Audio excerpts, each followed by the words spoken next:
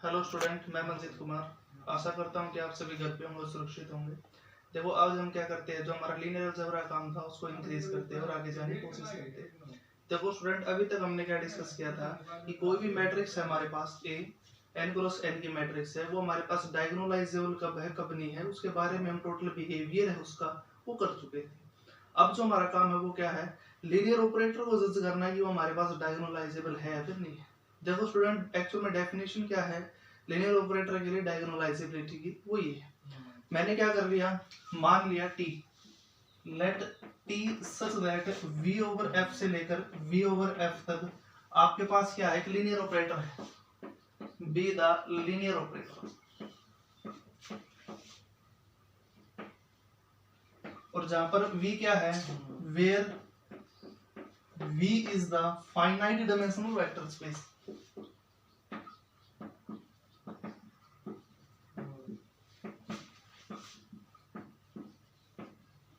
मतलब इस टाइप से आपके पास स्टूडेंट लीनियर ऑपरेटर टी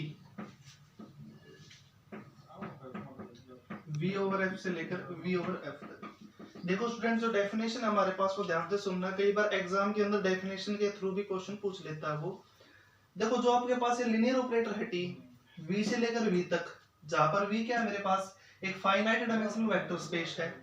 जो ये लीनियर ऑपरेटर है टी, ये डायगोनलाइजेबल कब बनता है, अगर v के पास एक ऐसी बेसिस एग्जिस्ट करती हो जिसके अकॉर्डिंग मैं क्या करूं, t की मैट्रिक्स बनाता हूं।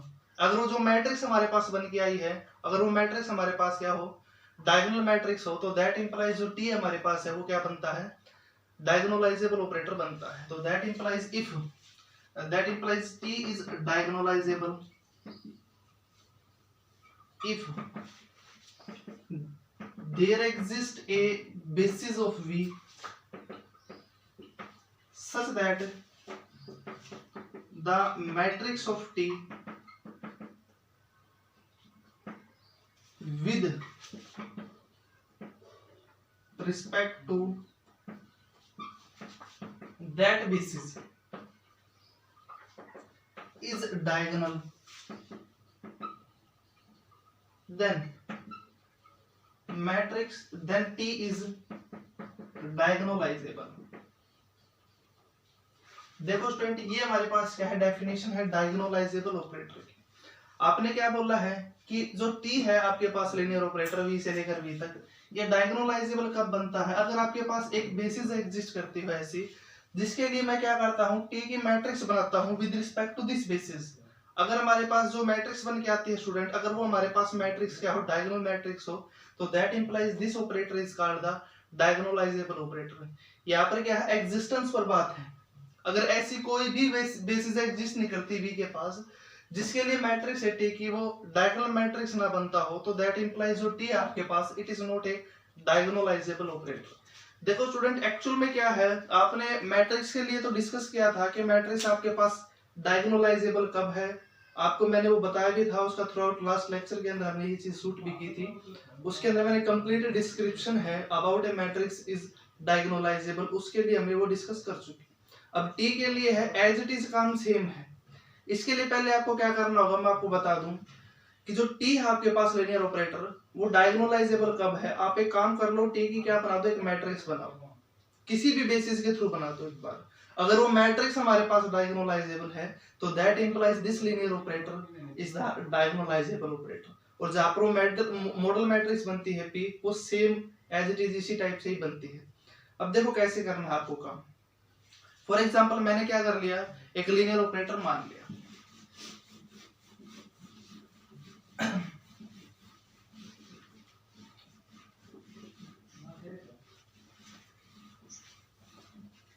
मैंने क्या कर लिया, ये मान लिया लीनियर ऑपरेटर है, let t r square to r square such that t of x y is equal to x plus 2y और 3x प्लस 2y। मैंने क्या कर लिया, एक लीनियर ऑपरेटर मान लिया। जो आपके पास ये लीनियर ऑपरेटर है ये इस टाइप से है, t r square over r से लेकर r स्क्वायर ओवर r तक। इस टाइप से आपने क्या किया, उसको डिजाइन कर दिया लीनियर ऑपरेटर को। अब देखो स्टूडेंट, मैंने आपको ये बताया था कि जो आपके पास ये मैट्रिक्स ट्रांसफॉर्मेशन है टी, ये डायगोनलाइजेबल कब बनता है, अगर यहाँ पर आपके पास क्या करते हो, एक ऐसी बेसिस एग्जिस्ट करती हो जिसके लिए मैट्रिक्स की टी की मैट्रिक्स बनाते हो, आपके पास क्या हो, डायगोनल मैट्रिक्स बनती हो। एक तो ये चीज थी। देखो स्टूडेंट, मैंने अभी जस्ट आपको एक बात और बताई थी, मैंने ये बोला था कि टी की मैट्रिक्स बनाओ आप पहले। अब मैट्रिक्स कैसे बनाते हैं वो मैंने काम आपको पहले हम डिस्कस कर चुके थे, फिर भी मैं आपको क्या करता हूँ, सिखाऊंगा कि टी की मैट्रिक्स कैसे बनानी है। तो अब देखो, जो टी की मैट्रिक्स बनाओगे किसी भी बेसिस के अकॉर्डिंग बना दो, आपकी मर्जी है। अगर जो मैट्रिक्स बन के आती है, अगर वो मैट्रिक्स डायगोनलाइजेबल है तो that implies this transformation is diagonalisable. अब जो मैट्रिक्स डायगोनलाइजेबल है वो हम कर चुके, डिस्कस कर चुके लास्ट वीडियो के अंदर कि कैसे आपके पास मैट्रिक्स डायगोनलाइजेबल थी। मैंने क्या कर लिया, टी की यहाँ से स्टैंडर्ड बेसिस उठा, आर स्क्वायर की यहाँ पर स्टैंडर्ड बेसिस उठा ली, मान लिया ये बी, E1 और E2 उठा ली। E1 क्या है 1 0, E2 क्या है आपके पास 0 1।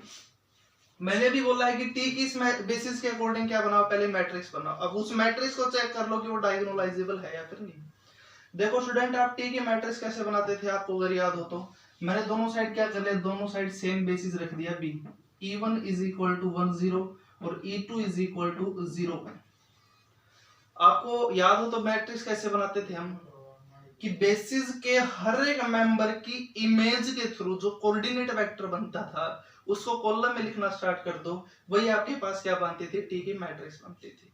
मैंने क्या कर लिया, बेसिस का फर्स्ट मेंबर उठाया, उसकी इमेज निकाली पहले तो, टी ऑफ E1, इसकी वैल्यू क्या बनेगी, टी ऑफ 1 0।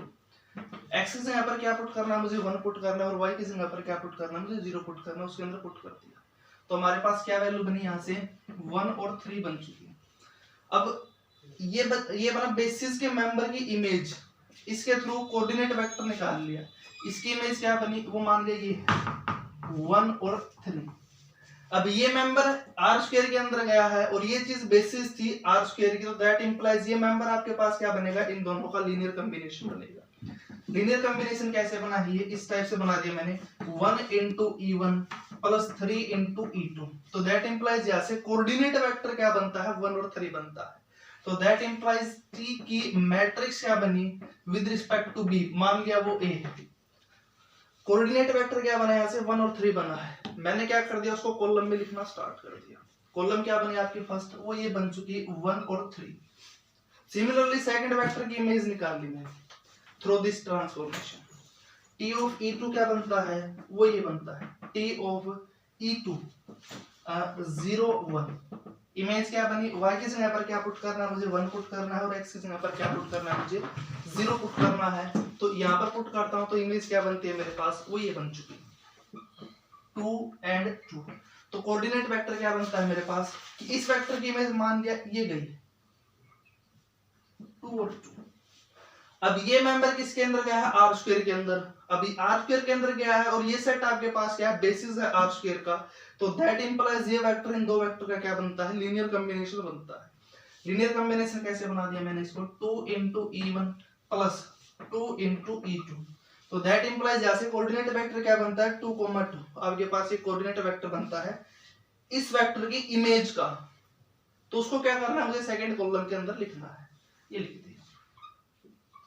तो अभी देखो स्टूडेंट, आपने क्या किया है, टी की मैट्रिक्स बनाई है with respect to this basis, और मैंने अभी आपको एक चीज बताई थी कि टी की मैट्रिक्स बनाओ किसी भी बेसिस से, और उसकी आपको क्या चेक कर लो, जो मैट्रिक्स बन के आते हैं उसकी डायगोनलाइजेबिलिटी का बिहेवियर चेक कर लो। अगर वो मैट्रिक्स डायगोनलाइजेबल है तो that implies T is diagonalisable.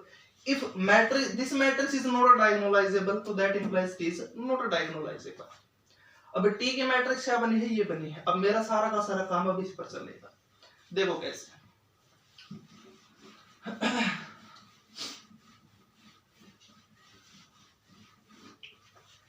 ये बनी है ए मैट्रिक्स 1 2 3 2। अब इस मैट्रिक्स की डायगोनलाइजेबिलिटी चेक करनी है स्टूडेंट मुझे, कैसे करूं। आपको अगर याद हो तो मैंने एक चीज बताई थी कि मैट्रिक्स आपके पास डायगोनलाइजेबल कब थी, अगर AM is equal to GM बनता हो प्रत्येक आइगन वैल्यू के लिए। अगर प्रत्येक आइगन वैल्यू के लिए AM is equal to GM बनता है उस मैट्रिक्स का, तो that implies this matrix is diagonalisable. अब बात दरअसल ये होती है कि स्पेस के अंदर ये मैट्रिक्स डायगोनलाइजेबल थी, तो आप एक काम करो, अगर वो मैट्रिक्स डायगोनलाइजेबल है और आइगन वैल्यू जिस स्पेस के अंदर मतलब जिस फील्ड के अंदर एग्जिस्ट करती है उस फील्ड के अंदर आपके पास मैट्रिक्स क्या है, डायगोनलाइजेबल है। मैंने क्या कर लिया, इसकी आइगन वैल्यू निकालनी स्टार्ट कर दी। फिलहाल इसकी क्या बनाई मैंने, कैरेक्टरिस्टिक्स इक्वेशन बनाई। तो यहाँ से कैरेक्टरिस्टिक्स इक्वेशन वो क्या बनती है मेरे पास, वो ये बन चुकी है कि a माइनस लैम्डा का डिटर्मिनेंट इज इक्वल टू 0, ये बनती है। तो दैट इंप्लाइज क्या बनी, lambda square minus lambda trace, trace मतलब सम ऑफ डायगोनल एंट्री, वो क्या बना 3 प्लस डिटर्मिनेंट क्या बना, ऐसे इसके सी मल्टीप्लाई माइनस में इसके सी मल्टीप्लाई, 2 में से 6 गया -4 इज इक्वल टू 0।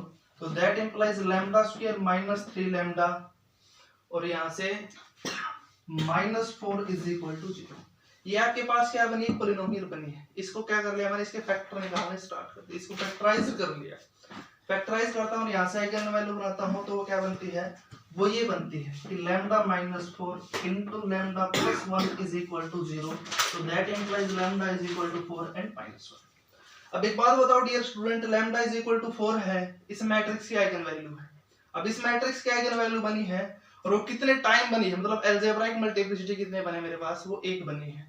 तो दैट इंप्लाइज am यहाँ पर कितना बना, लैम्डा इज इक्वल टू 4 के लिए वो 1 बनता है, lambda is equal to 4 and -1।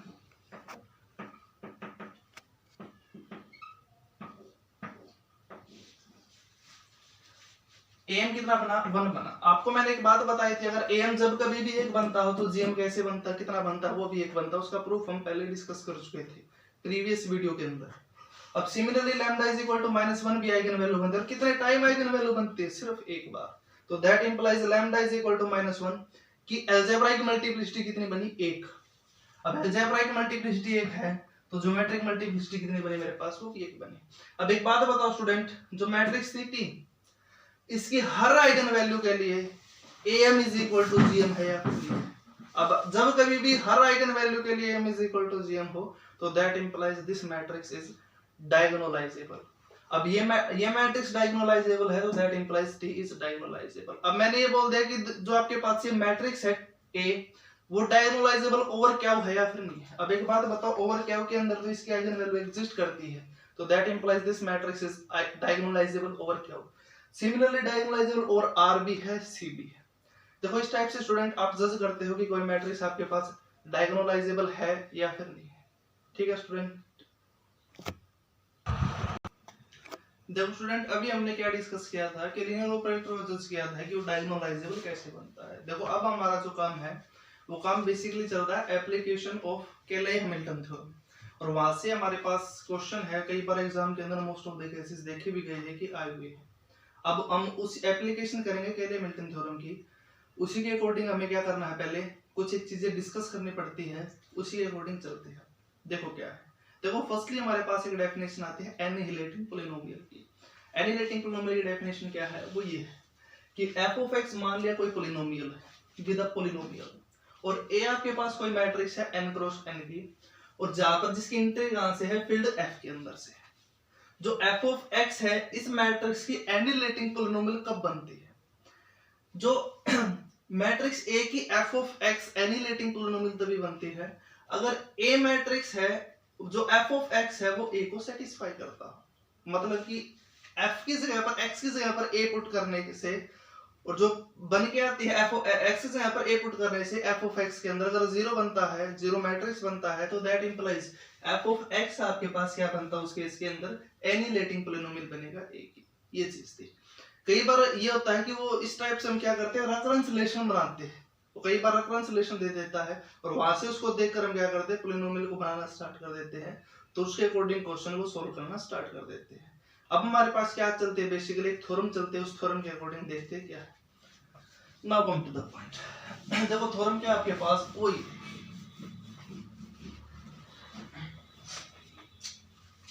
Theorem, if f of x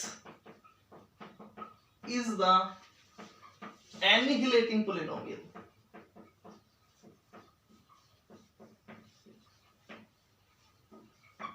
of a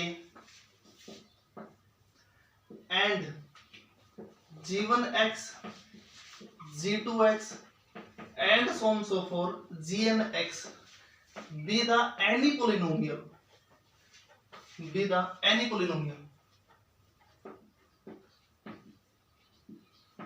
then मैंने क्या कर दिया, जो आपको ये पोलिनोमियल गिवन थी इन सब की प्रोडक्ट कर दी और f of x से मल्टीप्लाई कर दिया। Then f of x into g1x into g2x and so on so forth gnx is also the annihilating polynomial।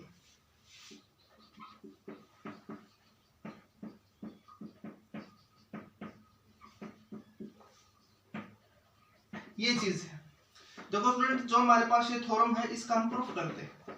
इसने बेसिकली आपको क्या दिया है और क्या पूछा है, इसने ये बोल दिया कि f of x तो आपके पास क्या है, एनिहिलेटिंग पोलिनोमियल है किसी मैट्रिक्स A की, जहां पर g1x g2x and so on so forth gnx n polynomial है, कोई भी n पोलिनोमियल है। फिर उसने क्या कर दिया, कुछ कंस्ट्रक्ट किया है, कुछ पोलिनोमियल बनाई है। कैसे बनाई है वो पोलिनोमियल कि g1x g2x g3x and so on so forth gnx, जितनी ये पोलिनोमियल थी सबकी मल्टीप्लाई कर दी, फिर f of x से भी मल्टीप्लाई कर दी। फिर जो आपके पास ये पोलिनोमियल बन के आई है, इसने ये बोल दिया कि जो ये पोलिनोमियल है आपके पास क्या बनती है, एनिहिलेटिंग पोलिनोमियल बनती है। मैं क्या करता हूं, इसका प्रूफ करता हूं। इसका प्रूफ कैसे करेंगे, देखो आपको क्या गिवन था, f of x क्या आपके पास एनिहिलेटिंग पोलिनोमियल है एक ही, तो that implies given f of x be the annihilating polynomial of A। तो that implies by definition annihilating polynomial है, तो that implies f of x है वो A को सेटिस्फाई, मतलब A है वो f of x को सेटिस्फाई करता है। तो that implies यहां से क्या बना कि f of A is equal to 0। आपको क्या करना है कि इसको प्रूव करना है कि मैं जो आपके पास पोलिनोमियल बन के आई है वो क्या बनती है, एनिहिलेटिंग पोलिनोमियल बनती है। अब इस पोलिनोमियल को मैं कैसे प्रूव करूं कि एनिहिलेटिंग पोलिनोमियल है।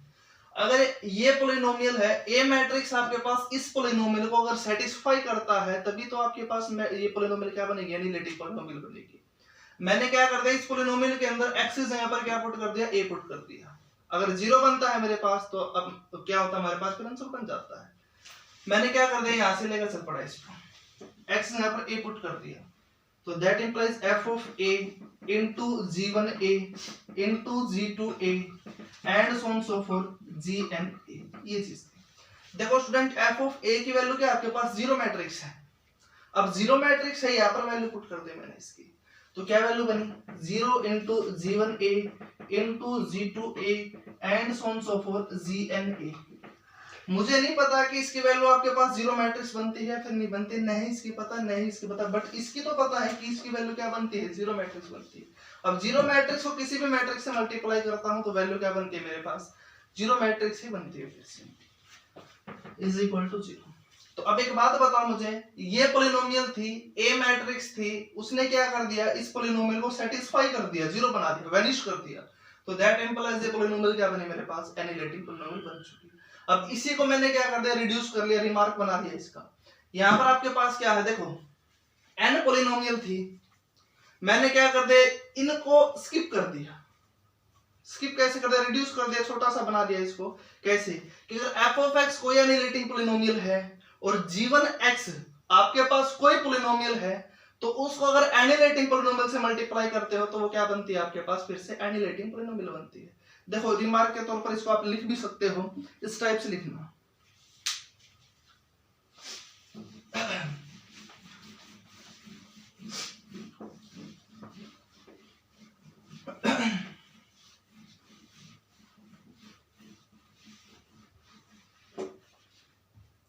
रिमार्क ये है, if f of x is the annihilating polynomial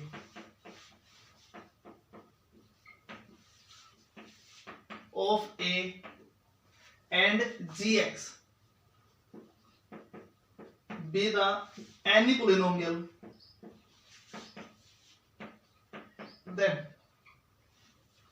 f of x into gx is also the annihilating polynomial.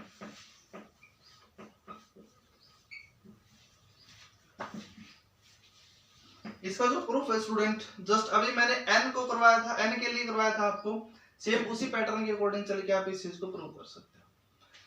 इस टाइप से देखो स्टूडेंट, जो इसका प्रूफ है अपने आप करना है। आपको कैसे करोगे, जो प्रीवियस थ्योरम मैंने करवाई है सेम उसी पैटर्न के अकॉर्डिंग चलो बना दो। देखो फ्रेंड, अभी हमने क्या डिस्कस किया था कि अगर f ऑफ x हमारे पास है, अगर f ऑफ x हमारे पास क्या हो, एनिहिलेटिंग पॉलिनोमियल है, और gx हमारे पास है कोई पॉलिनोमियल, तो that implies annihilating polynomial into any polynomial is also the annihilating polynomial of a। ये चीज हमने की थी। देखो फ्रेंड, अब हमारे पास जो काम चलता है वो चलता है क्ले-हैमिल्टन थ्योरम पर। एक्चुअल में clay-Hamilton theorem it is so important theorem and its application is so important. जो एप्लीकेशन है क्ले-हैमिल्टन थ्योरम की, जो हमारे पास हायर मैथमेटिक्स के अंदर जब कई बार क्वेश्चन आते हैं तो यहाँ से वो कई बार पूछ लेता है हमसे, तो उसकी एप्लीकेशन वो सबसे ज्यादा इंपॉर्टेंट है। और मैं कुछ क्वेश्चन भी करवाऊंगा आपको इसकी एप्लीकेशन से रिलेटेड, उसके प्रूफ पर भी काम करेंगे। देखो क्ले-हैमिल्टन थ्योरम में क्या बोलती है, वो ये बोलती है, क्ले-हैमिल्टन थ्योरम ये बोलती है कि every square matrix is satisfied to it's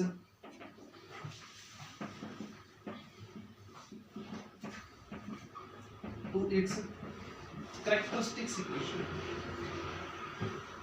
कि आपके पास कोई भी स्क्वायर मैट्रिक्स है वो अपनी कैरेक्टरिस्टिक्स इक्वेशन को सेटिस्फाई करता है। अगर मैं इसको मैथमेटिकली फॉर्म में लिखना चाहूं तो इसको मैं मैथमेटिकली रिप्रेजेंटेशन इसे कैसे दूंगा, मैं ऐसे दूंगा इस टाइप से, और कि if cx is the characteristics polynomial of a, cx is the characteristics polynomial of a, cx आपके पास क्या है, कैरेक्टरिस्टिक्स पॉलिनोमियल है a की, और a आपके पास क्या है, n क्रॉस n की मैट्रिक्स है जिसकी एंट्री कहां से है, फील्ड f के अंदर से, then c of a is equal to 0, zero matrix. ये तो मैंने क्या बोला कि एवरी मैट्रिक्स है, एवरी स्क्वायर मैट्रिक्स है, वो अपनी कैरेक्टरिस्टिक्स इक्वेशन को सेटिस्फाई करता है। अब इसको मैथमेटिकली मैंने कैसे बोल दिया, ऐसे बोल दिया अगर cx आपके पास क्या कैरेक्टरिस्टिक्स पॉलिनोमियल है a की, तो जो a मैट्रिक्स है आपके पास उस cx को सेटिस्फाई करता है, मतलब उसको क्या कर देगा, वैनिश कर देगा, जीरो बना देगा। अब देखो, अभी आपने क्या बोला था कि एनिहिलेटिंग पॉलिनोमियल आपके पास क्या होती है। एक्चुअल में दरअसल एनिहिलेटिंग पॉलिनोमियल क्या थी, एनिहिलेटिंग पॉलिनोमियल तो हमारे पास ये थी कि जो पॉलिनोमियल है मैट्रिक्स a उस पॉलिनोमियल को सेटिस्फाई करे। अगर जो भी पॉलिनोमियल उस a के द्वारा सेटिस्फाई है तो वो पॉलिनोमियल उस मैट्रिक्स के हमारे पास क्या बनती है, एनिहिलेटिंग पॉलिनोमियल बनना स्टार्ट हो जाती है।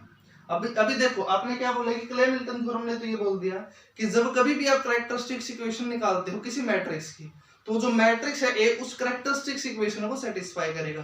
तो इसका मतलब जो आपके पास एक कैरेक्टरिस्टिक्स इक्वेशन है, पॉलिनोमियल है, जो कैरेक्टरिस्टिक्स पॉलिनोमियल है, कैरेक्टरिस्टिक्स इक्वेशन बनती है, वो क्या करते हैं, जो मैट्रिक्स है उस एक को, तो जो कैरेक्टरिस्टिक्स इक्वेशन है वो मैट्रिक्स इस पॉलिनोमियल को तो पक्का सेटिस्फाई करता है। तो इसका मतलब जो पॉलिनोमियल है आपके पास उस मैट्रिक्स के लिए क्या बनता है, एनिहिलेटिंग पॉलिनोमियल बनता है। तो आप इसको इस फॉर्म में भी बोल सकते थे कि एवरी, इसको ऐसे बोल सकते थे कि characteristics equation is also the annihilating polynomial of A. आप इसको ऐसे बोल सकते थे और में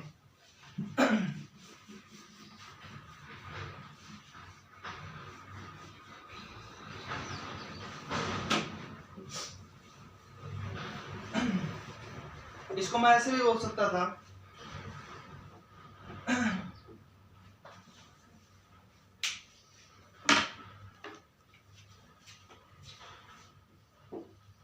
कि characteristics equation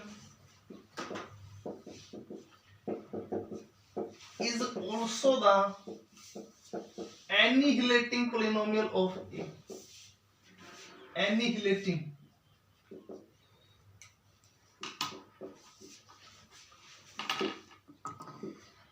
annihilating polynomial of a square matrix। मतलब कि जो आपके पास कैरेक्टरिस्टिक्स इक्वेशन है वो फिर से क्या बन जाती है, आपके पास एनिहिलेटिंग पॉलिनोमियल बन जाती है उस मैट्रिक्स की। देखो स्टूडेंट, ये हमारे पास क्या थी, क्ले मिल्टन थ्योरम थी, जो मैंने आपको अभी बताई है। अब उसकी एप्लीकेशन पर आते हैं, उसके थ्योरम पर आते हैं। एप्लीकेशन क्या है उसकी, तो पानी डालिए। थ्योरम ये है दरअसल हमारे पास,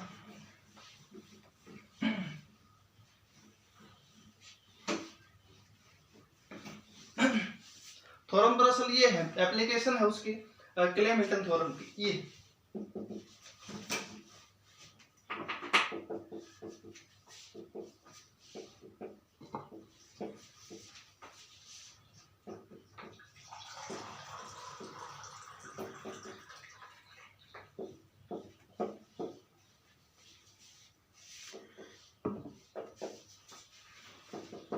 एप्लीकेशन में फर्स्ट थ्योरम ये बनती है हमारे पास, वो ये theorem first, let A be the square matrix of order n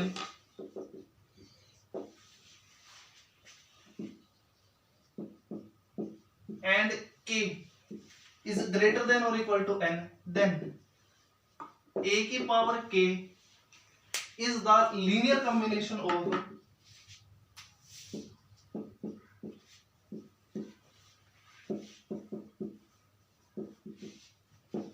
किसका, identity a square and so on so forth a की पावर n माइनस।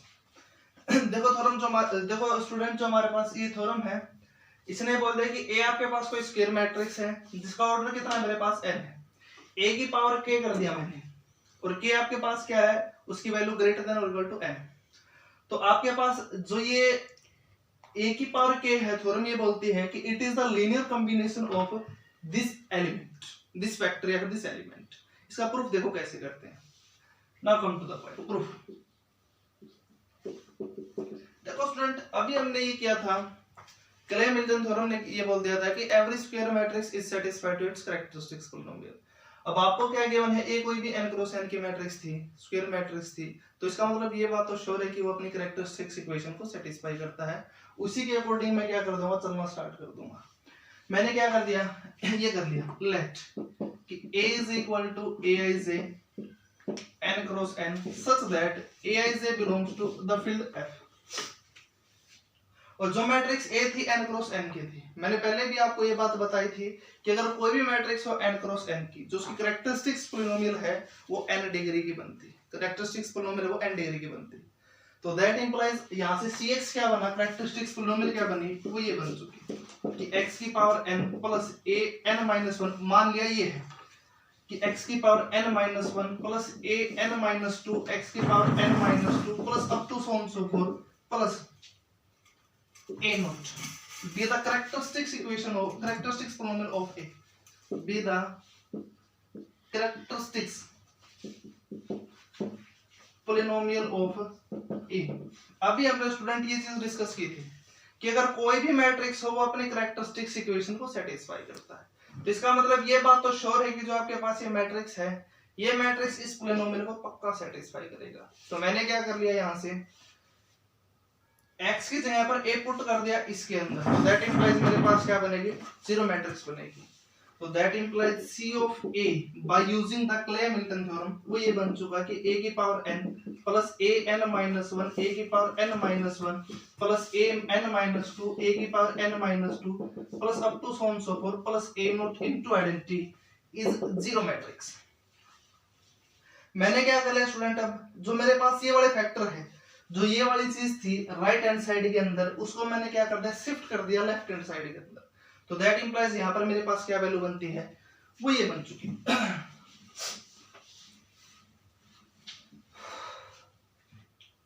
तो दैट इंप्लाइज a की power n is equal to minus a n minus 1, a की power n minus 1 minus a n minus 2, a की power n minus 2 plus up to so on so forth plus minus a naught into identity.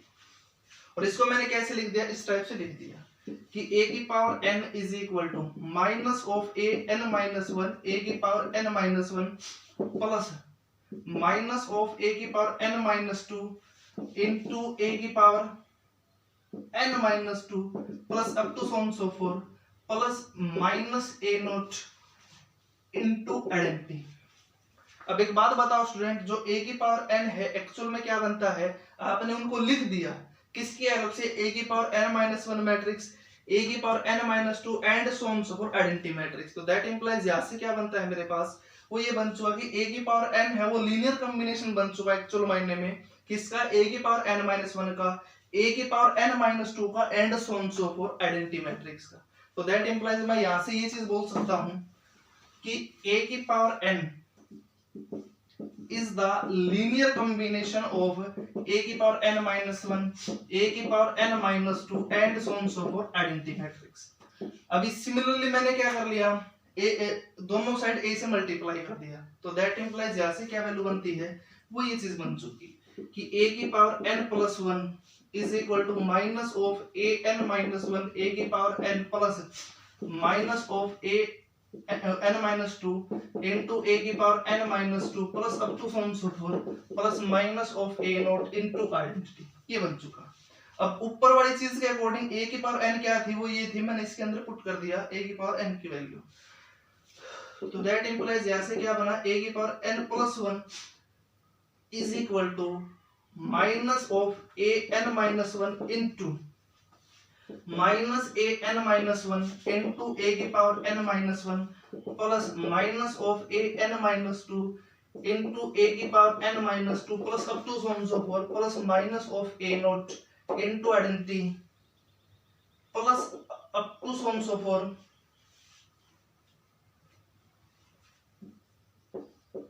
Minus of A naught into A, ये चीज बन चुकी। मैंने क्या बोला, just इसको अंदर मल्टीप्लाई कर दिया और सोल्व करना स्टार्ट कर दिया। तो दैट इंप्लाइज यहां से क्या वैल्यू बन चुकी मेरी, वो ये चीज बन चुकी कि a की power n plus 1 is equal to, इसको इसके साथ मल्टीप्लाई कर दिया, minus of a n minus one का होल स्क्वायर इंटू a की पावर n माइनस वन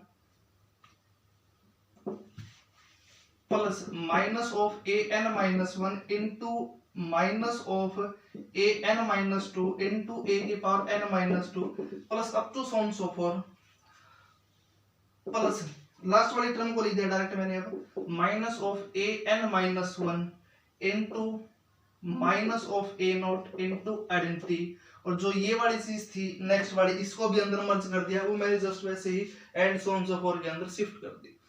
अब देखो स्टूडेंट, मुझे एक बात बताओ, a की पावर n प्लस 1 है, उसको भी आपने क्या कर दिया, लीनियर कॉम्बिनेशन बना दिया, a n माइनस वन का a n माइनस टू का and so on so for identity का। सिमिलरली मैं क्या कर सकता हूं कि एक और a से मल्टीप्लाई कर दूंगा दोनों साइड, फिर प्रोसीजर को चला दूंगा, तो वहां से क्या बनती है आपके पास वैल्यू कि a की पावर n प्लस टू है, वो भी क्या बनना स्टार्ट हो जाएगा, लीनियर कॉम्बिनेशन बनना स्टार्ट हो जाएगा किसका, a की पावर n माइनस वन का a की पावर n माइनस टू का and so on so for identity matrix का। सिमिलरली प्रोसीजर को ऐसे चलता जाऊंगा मैं। तो इसका मतलब ये तो बात तो श्योर है कि n से बड़े जितने भी k हैं उसके लिए a की पावर k है, वो आपके पास क्या बन जाएगा, same as it is process के थ्रू कि वो लीनियर कॉम्बिनेशन बन जाएगा किसका, आइडेंटिटी a एक square and so on so forth a की पावर n माइनस वन। तो that implies continuing like this. तो दैट इंप्लाइज इसी टाइप से चलते गए, तो दैट इंप्लाइज a की पावर k वो क्या बन चुका आपके पास, it is the linear combination of a की power n minus one a की power n minus to and so on so for identity. ये चीज थी हमारे पास स्टूडेंट, यही थ्योरम थी, इसी को हमने प्रूफ करना था, ये चीज है। देखो स्टूडेंट, एक्चुअल में हम क्या करते हैं, तो एक्चुअल में हम क्या करते हैं, इस थ्योरम की अप्लाई कैसे करते हैं, ध्यान से सुनना, आप कैसे करेंगे। देखो ऐसे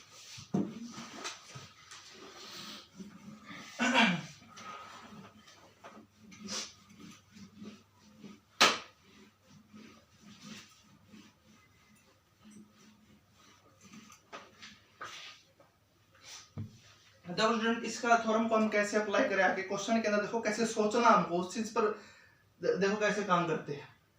देखो स्टूडेंट, मैंने आपको ये बोल दिया, ध्यान से सुनना मेरी बात को, मैंने ये बोल दिया कि मैंने ये बोल दिया कि V मान लिया कोई वेक्टर स्पेस है, V is the vector space.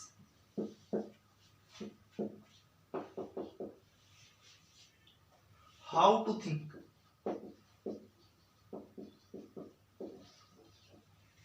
मैंने बोल दिया कि V आपके पास क्या एक वेक्टर स्पेस है ओवर द फील्ड F। ध्यान से सुनना मेरी बात को।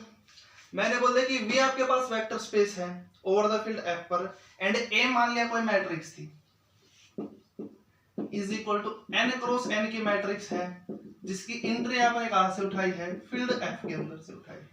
फिर मैंने ये बोल दिया कि जो V वेक्टर स्पेस है ओवर द फील्ड F और A मैट्रिक्स आपके पास ये थी। मैंने ये बोल दिया कि जो वेक्टर स्पेस V है वो इस टाइप से आपको गिवन है कि वो लीनियर कॉम्बिनेशन बनता है, वो जनरेट होता है किस चीज से, इनसे। तो मैंने ये बोल दिया आपको, गिवन है आपको स्टेटमेंट के अंदर कि V is span by identity a square a cube and so on so forth a की power n plus 1 and so on so forth. मैंने आपको ये बोल दिया गिवन स्टेटमेंट के अंदर ये चीज। अब ध्यान से सुनना मेरी बात को। आपको क्या गिवन था कि V वेक्टर स्पेस है ओवर द फील्ड F और A कोई मैट्रिक्स थी n क्रॉस n की मैट्रिक्स थी, स्क्वायर मैट्रिक्स थी जिसका ऑर्डर कितना है n है, और V एक वेक्टर स्पेस ऐसा गिवन है जो जनरेट होता है किन से, स्पैन होता है आइडेंटिटी मैट्रिक्स से, A से, A स्क्वायर से, A क्यूब से and so on so forth, A की power n and so on so forth.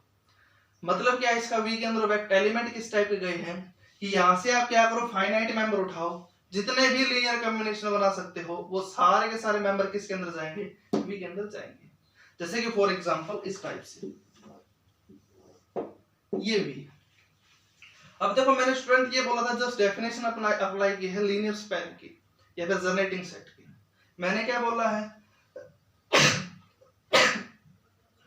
मैंने जस्ट आपको ये बोला है कि आपको क्या करना है, यहां से फाइनाइट मेंबर उठाने हैं, यहां से कोई भी फाइनाइट मेंबर उठाओ तो लीनियर कॉम्बिनेशन बताओ, जो लीनियर कॉम्बिनेशन बनता है इसका मेंबर बनेगा।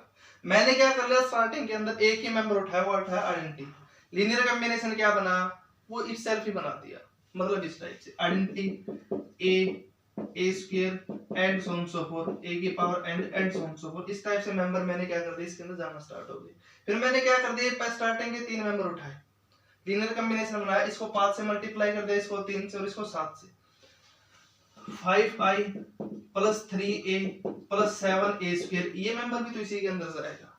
अब फिर मैंने क्या कर लिया, कोई और मेंबर उठा लिया अपनी मर्जी के, इसको 2 से मल्टीप्लाई कर दिया और इसको 3 से मल्टीप्लाई कर दिया और ऐड कर दिया, 2a स्क्वायर 2a की power n plus 3a square. इस टाइप जितने मेंबर आपके पास जितने बना सकते हो सारे के सारे किसके अंदर है, एक्चुअल मायने में V के अंदर।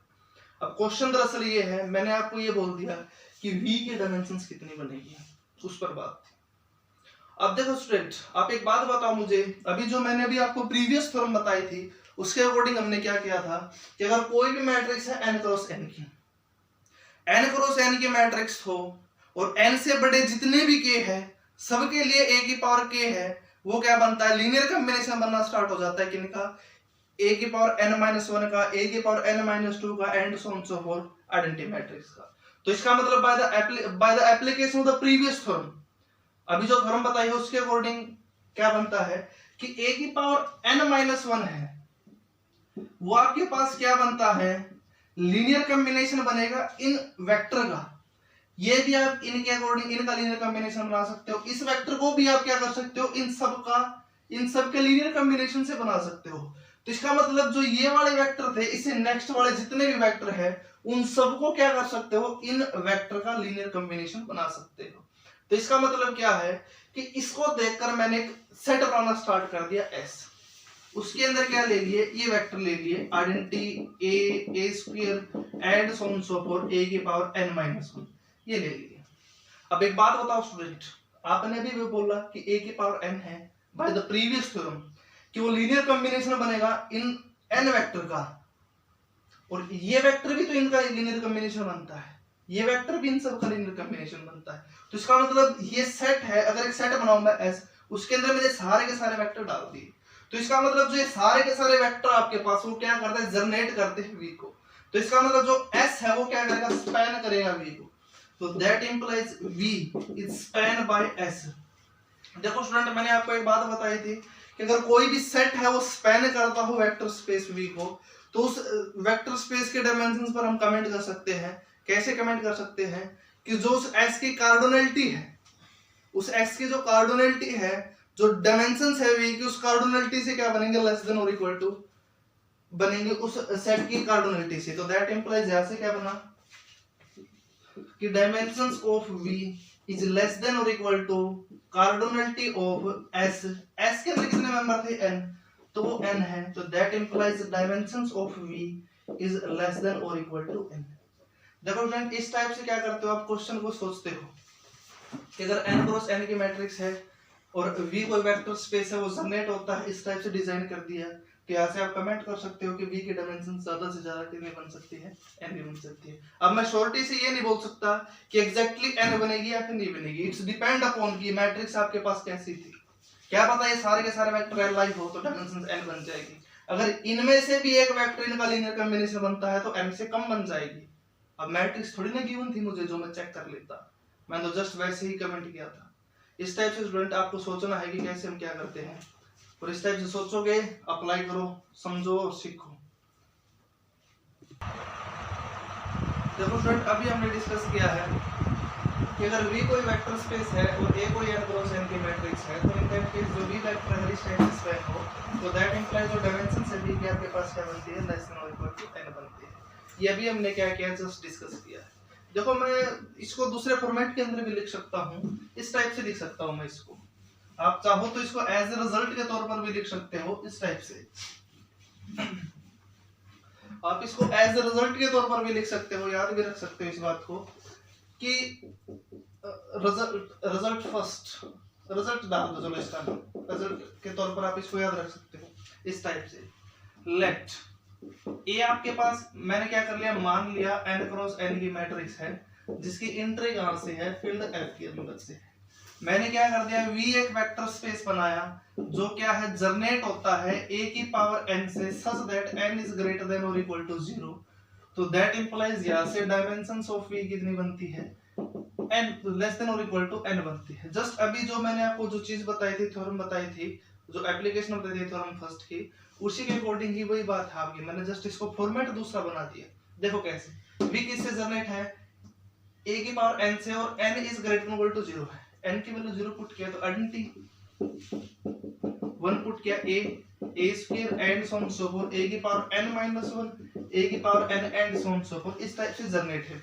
अभी जस्ट जो चीज बताई थी मैंने, उस चीज के अकॉर्डिंग यहाँ से क्या बनता है, डायमेंशंस ऑफ v कितनी बन गई, लेस देन और इक्वल टू n बन गई, ये चीज थी। इस टाइप से क्वेश्चन है, पूछने वाला किसी भी फॉर्मेट के अंदर डाल सकता है इस चीज को। Now come to the point, एक और थ्योरम आती है, उसको डिस्कस करते हैं और ज्यादा डेप्थ में जाने की कोशिश करते हैं, application of clay Hamilton theorem की। थ्योरम क्या है, नेक्स्ट थ्योरम वो ये है।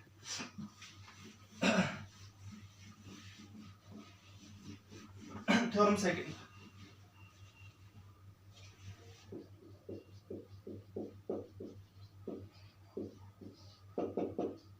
थ्योरम सेकंड ये है मेरे पास कि late a is equal to aij n cross n such that aij belongs to f। मैंने क्या कर लिया, मान लिया a मेरे पास क्या है, n क्रॉस n की मैट्रिक्स है जिसकी एंट्री कहां से, आपके पास फील्ड f के अंदर से। aij n क्रॉस n की मैट्रिक्स थी, एंट्री फील्ड के अंदर से थी, तो दैट इंप्लाइज जो थ्योरम आपके पास वो ये बोलती है कि देन a की power minus m is the linear combination of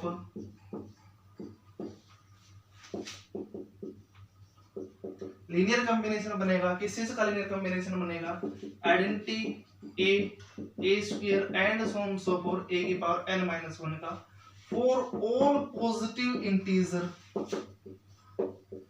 n के लिए। देखो स्टूडेंट, ये भी जस्ट क्या हमारे पास दूसरी एप्लीकेशन है क्ले हैमिल्टन थ्योरम की, कैसे इसका प्रूफ करते हैं उसके अकॉर्डिंग देखते हैं। देखो इसका प्रूफ कैसे करेंगे हम, इसका प्रूफ देखते हैं स्टूडेंट, फिर उसके बाद हमारा जो काम है, हमारा जो क्वेश्चन आए हुए थे एग्जाम के, उसको फिर डिस्कस करते हैं, सोल्व करते हैं कैसे सोचना है। देखो ए मैट्रिक्स क्या आपके पास n क्रॉस n की, यहाँ पर एक और कंडीशन है, सॉरी इसके अंदर ए आपके पास n क्रॉस n की मैट्रिक्स है सच दैट कि a का determinant is not equal to 0, तभी तो आपके पास जो मैट्रिक्स है a की पावर माइनस m, मतलब कि तभी a की पावर माइनस m एग्जिस्ट करके, अदरवाइज थोड़ी ना करेगी एग्जिस्ट। ये चीज। अब देखो स्टूडेंट कैसे करना है इसको सोल्व। मैंने क्या कर लिया, मान लिया आपको जो गिवन थी उसी चीज के अकॉर्डिंग चल पड़ा मैं। मान लिया कि an क्रॉस n की मैट्रिक्स इज सच दैट जिसका डिटरमिनेंट क्या था, नॉन जीरो था, तो that implies matrix is invertible. Given क्या है, कोई मैट्रिक्स है A, ये गिवन है कि n क्रॉस n की मैट्रिक्स सच दैट जिसकी एंट्री कहां से है, फील्ड F के अंदर से है, एंड A इज इनवर्टिबल।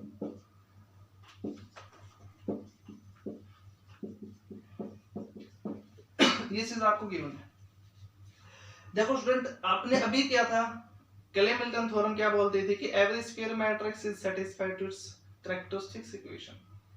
तो इसका मतलब ये बात तो श्योर है कि जो मैट्रिक्स A है n क्रॉस n की अपनी कैरेक्टरिस्टिक्स इक्वेशन को सेटिस्फाई करेगी। तो मैंने क्या कर लिया, मान लिया कि कैरेक्टरिस्टिक्स इक्वेशन क्या है मैट्रिक्स A की, वो ये मान लिया Cx, let Cx is equal to x की power n plus n minus 1 x की power n minus 1 plus up to so on so forth plus a naught is plus a naught such that a naught is not equal to 0। ये मान लिया आपके पास क्या है, characteristics equation है matrix A की। a नॉट नॉन जीरो इसीलिए है, क्यों, क्योंकि अगर a नॉट जीरो बनता है तो इन दैट केस जो x है थ्रूआउट कॉमन बनेगा उस केस के अंदर, तो उस केस के अंदर जीरो आइगन वैल्यू बन जाएगी। अब जीरो आइगन वैल्यू बनती है तो मैट्रिक्स आपके पास इनवर्टिबल नहीं बनती।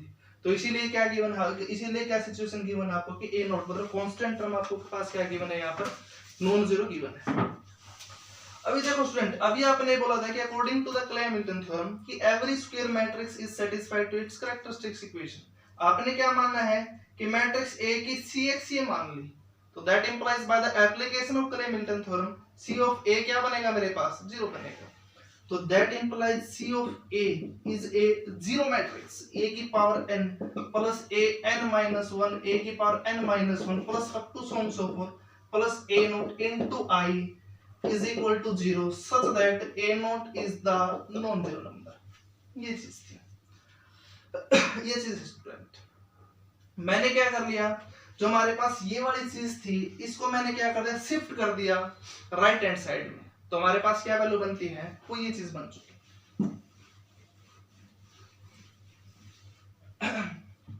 तो that implies a naught I is equal to minus an plus of minus A N minus 1 ए की power N minus 1 plus up to so on so forth plus a1 into a। ये चीज बन चुकी। अब a आपको क्या given थी, इनवर्टिबल गिवन थी, बिकॉज डिटरमिनेंट आपके पास क्या है, नॉन जीरो। तो इसका मतलब मैंने क्या कर दिया, थ्रूआउट a इनवर्स से मल्टीप्लाई करना स्टार्ट कर दिया।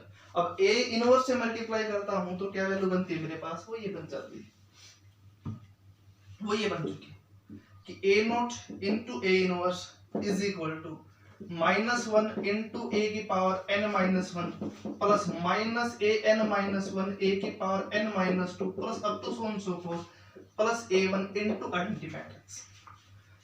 जो a नॉट है क्या हमारे पास नॉन जीरो है, तो दैट इंप्लाइज a नॉट से डिवाइड कर दिया थ्रू आउट।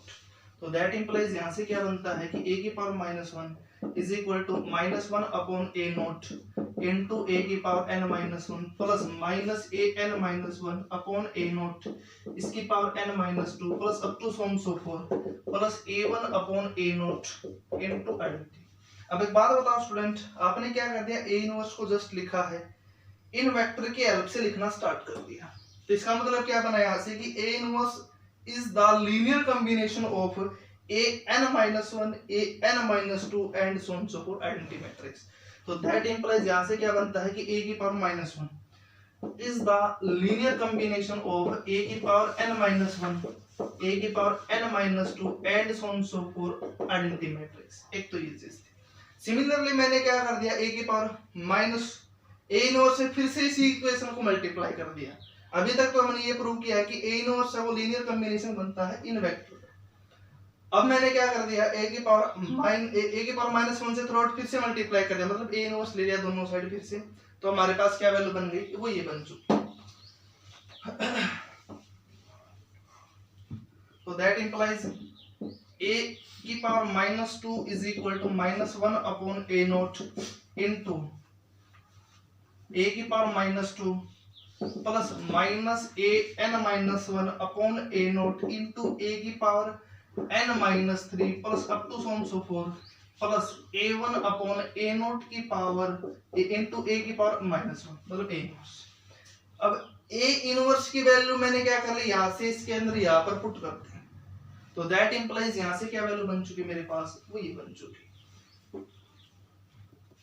तो दैट इंप्लाइज ए की power minus two is equal to, देखो स्टूडेंट जो हमारे पास क्या बनता है एक्चुअल में, मैं एक स्टेप को स्किप कर रहा हूं, डायरेक्टली लिख रहा हूं मर्ज करके।